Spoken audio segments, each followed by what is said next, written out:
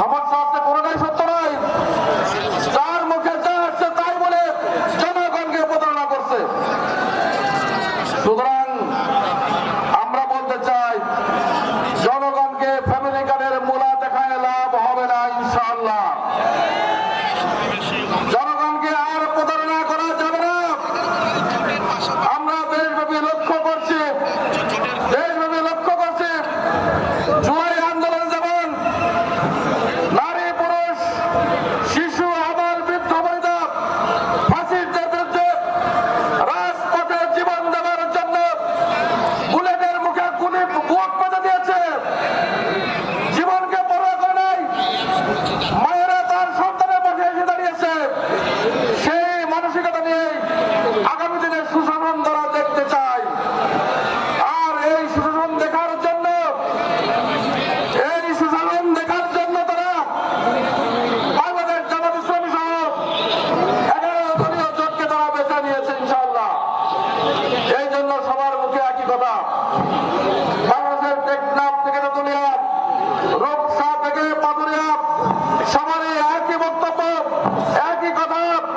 আমরা লাঙ্গল দেখেছি, হানিফ শেষ দেখেছি, নৌকা দেখেছি, এবার 10 দলীয় জোটের যা প্রতীক আছে দাঁড়িপাল্লা সহ আমরা তাদেরকে বিজয়ী করতে চাই। সুতরাং জাতির এই প্রত্যাশা অনুযায়ী আগামী নির্বাচনে আমরা মনে করি কুষ্টিয়ার 4টি আসনে ইনশাআল্লাহ 10 দলীয় জোটের প্রার্থীরা 4টি আসনে বিপুল ভোটে বিজয়ী হবে ইনশাআল্লাহ। সংগ্রামী জনতা, সংগ্রামী দেশবাসী, আমি আপনাদেরকে বলতে চাই,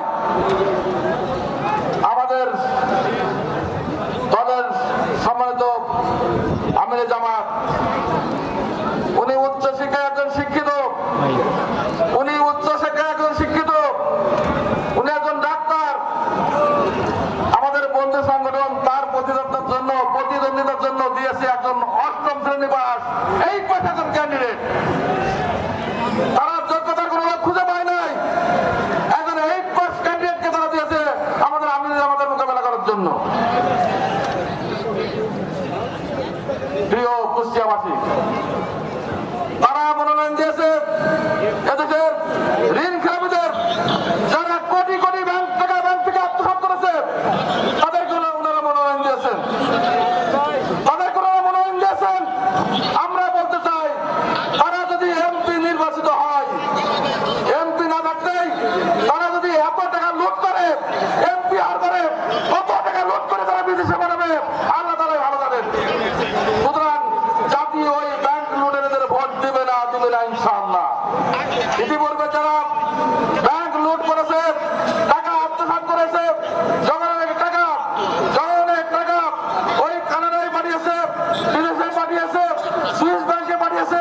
আবার যদি কোন